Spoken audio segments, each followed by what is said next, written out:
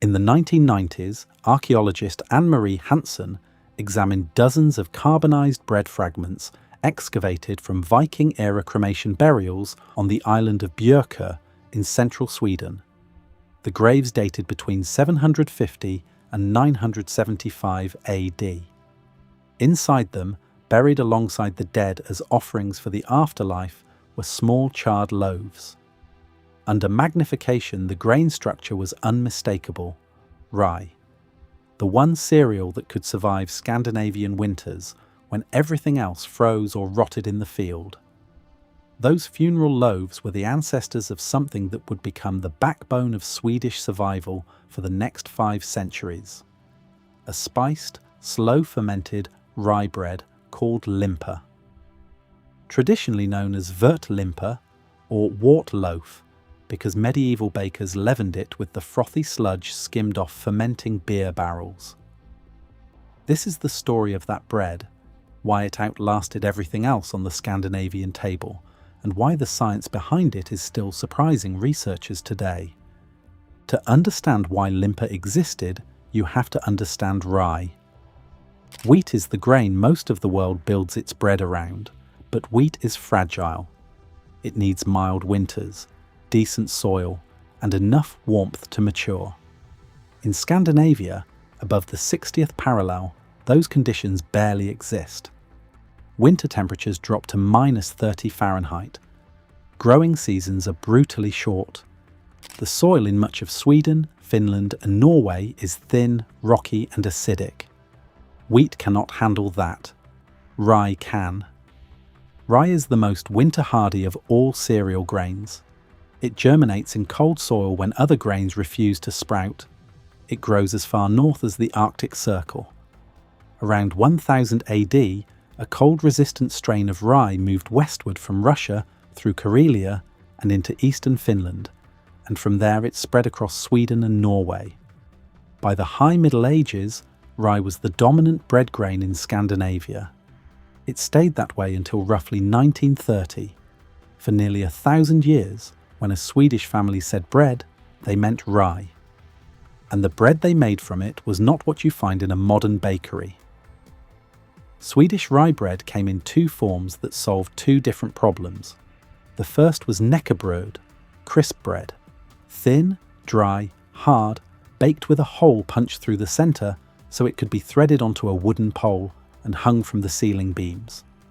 Families baked knäckebröd just twice a year, once after the autumn harvest and once in spring, and the rounds hanging from those beams stayed edible for 6 months or longer without any form of refrigeration or preservative.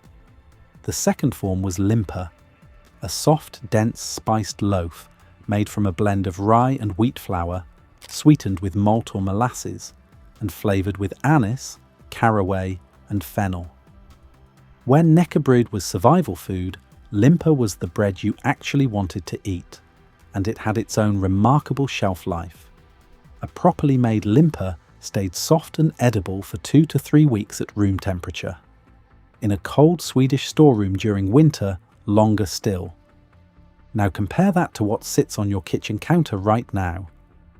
Your modern loaf of sliced bread was manufactured using the Chorleywood bread process, a method invented in 1961 at a research lab in Hertfordshire, England. The Chorleywood process replaced the traditional overnight fermentation, the 12 to 24 hours of slow rising that bread had relied on for centuries. With 3.5 hours of high-speed mechanical mixing, extra yeast, chemical oxidants, and a battery of additives. Today, over 80% of bread sold in the United Kingdom is made this way, and the method has spread across the industrialized world. Your loaf contains calcium propionate to delay mold, potassium sorbate to suppress yeast, emulsifiers to fake the texture that real fermentation creates, and enough added sugar to mask the fact that none of the complex flavors of slow fermentation ever had time to develop. That loaf will be stale in 3 days, moldy in 5. You will throw it away and buy another one, and you will do this roughly 50 times a year. A medieval Swedish baker would not recognize that product as bread. And the reason has nothing to do with nostalgia. It has to do with what is happening and what is not happening inside that dough at the molecular level. Let's start with the ingredient that makes rye bread fundamentally different from wheat bread. Rye grain contains high concentrations of a fibre called arabinoxylan. Wheat has some. Rye has dramatically more. Arabinoxylans are hemicelluloses, long-chain sugar molecules embedded in the cell walls of the grain. When they come into contact with water, they do something that researchers have measured in laboratory conditions. They absorb and hold moisture at up to 10 times their own weight. That is a measured material property confirmed in cereal science research. This is why rye bread stays moist for weeks while wheat bread dries out in days. The arabinoxylan network inside a rye loaf acts as a water reservoir, releasing moisture slowly into the crumb over time instead of letting it evaporate into the air. Your modern wheat loaf has no such reservoir. It is dry the moment it cools. But Swedish bakers went further. They used a technique called scalding, skalning in Swedish. Before mixing any dough, they poured boiling water over a portion of the rye flour and stirred it into a thick paste, then let it sit for 8 to 12 hours. When boiling water hits rye flour, it gelatinizes the starch granules. The heat ruptures the granule walls, releasing the starch molecules into the surrounding water where they form a gel. This gel does 3 things. It converts some of the complex starches into simpler sugars, creating a natural sweetness without adding honey or sugar. It activates the arabinoxylin network at a deeper level, dramatically increasing the bread's moisture retention. And it fundamentally changes the texture of the final loaf, making it denser, more plastic, and resistant to stoling. Breads made with the scalding method can last weeks without refrigeration. Swedish bakers figured this out through centuries of trial and error. They did not need to know the word gelatinization. They just knew that if you skipped the scalding step, the bread dried out too fast. Then came the fermentation. And this is where modern science has uncovered something that even the most experienced Swedish bakers could not have known they were doing. Traditional limper was leavened with wort, the fermented wort skimmed from brewing beer. This was not commercial yeast. This was a living culture of wild lactic acid bacteria and wild yeasts, the same organisms that power sourdough fermentation.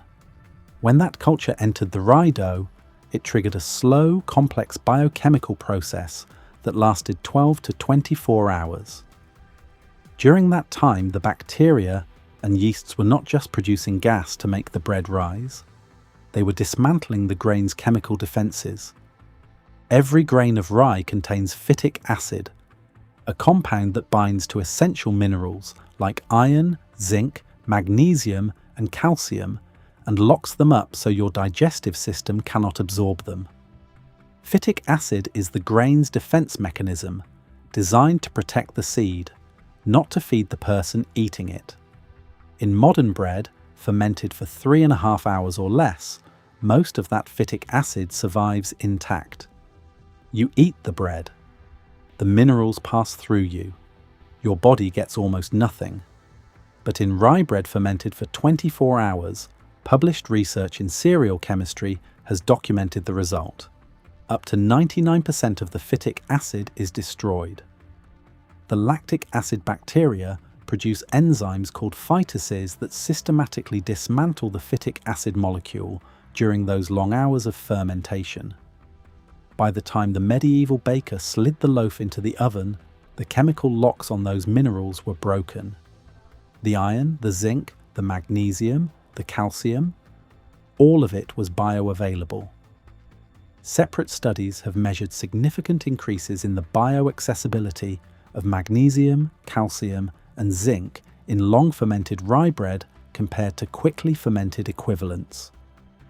The bread was a nutrient delivery system that the fermentation process had unlocked. In 2019, Researchers at the University of Eastern Finland published a study using metabolomics, the analysis of every small molecule produced during a biological process, to map what happens inside rye sourdough during fermentation. What they found reframed how scientists understood the connection between rye bread and human health. The lactic acid bacteria in rye sourdough do not just break down phytic acid. They produce branched-chain amino acids, small bioactive peptides, and microbial metabolites of phenolic acids. These are the same classes of compounds that influence insulin metabolism, reduce inflammation, and modulate the gut microbiome. The researchers found that some of these metabolites are partially identical to compounds produced by the bacteria in your own gut. In other words, the fermentation happening inside the bread dough was doing preliminary digestive work that your intestinal bacteria would otherwise have to do on their own. And here is the part that surprised everyone. Researchers at Lund University in Sweden had been studying rye bread for years, contributing to the identification of something scientists now call the rye factor. When human subjects ate rye bread, their postprandial insulin response, the spike in insulin your body produces after eating, was measurably lower than when they ate wheat bread. The remarkable part was that their blood glucose levels stayed roughly the same.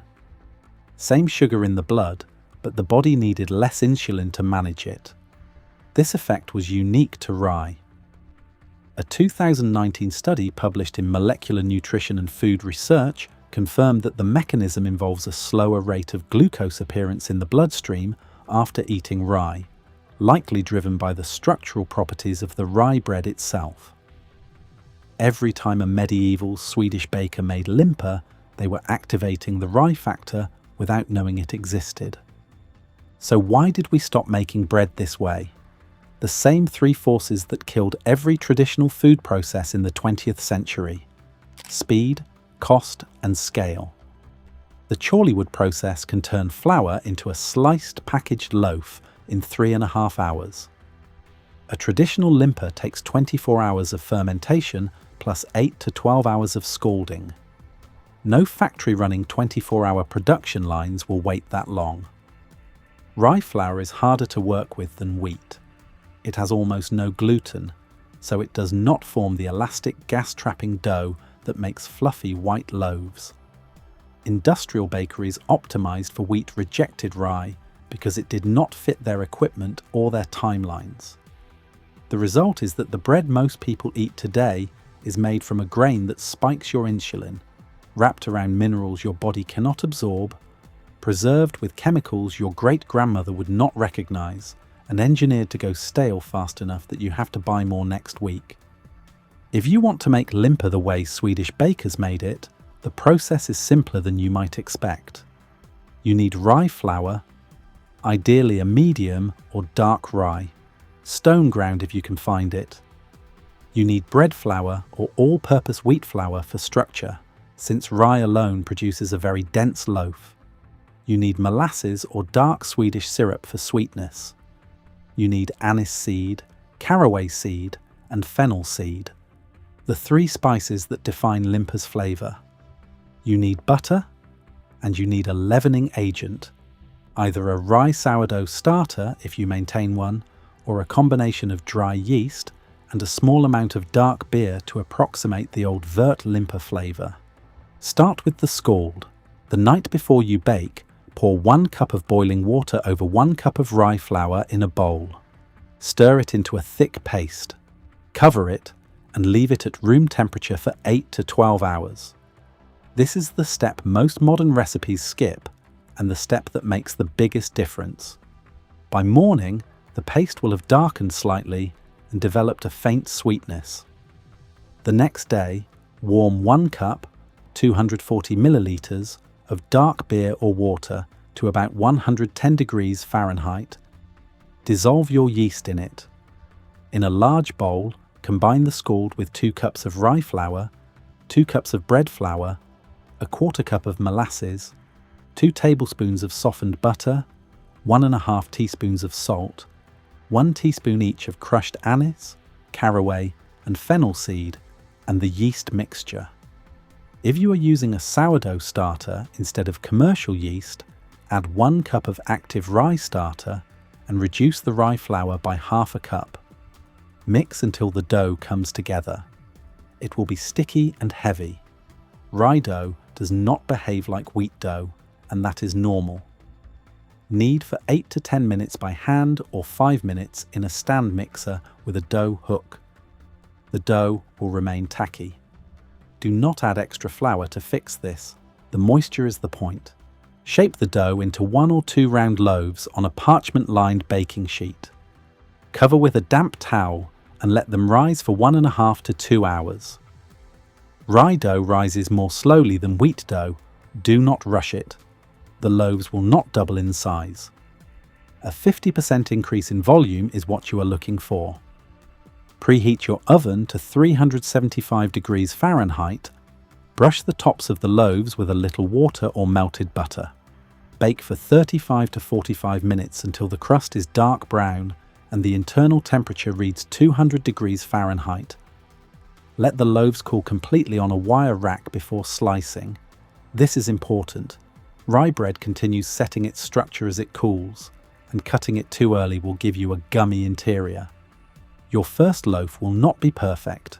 The crumb will be denser than you are used to. The flavour will be deeper, more complex, slightly malty. That is not a flaw. That is what bread tasted like for 500 years in Scandinavia, before the industrial baking industry decided that speed mattered more than nutrition, shelf life mattered more than biology, and profit mattered more than the chemistry that kept generations of Scandinavian families fed through winters that would kill an unprepared person in hours. Those charred rye loaves buried with the dead on Björkö 1,000 years ago were not primitive. They were the product of a grain that evolved to survive the harshest climate in Europe, processed by techniques that modern food science is only now learning to measure and explain. The Swedish families who baked limper did not have laboratories or metabolomics. They had rye, water, thyme, and a beer barrel. And the bread they produced activated biochemical mechanisms that lowered insulin response, unlocked bound minerals, generated bioactive compounds, and stayed soft on the shelf for weeks without a single chemical additive. The recipe is rye flour, boiling water, thyme, and 3 spices. The science is confirmed, and now you have it.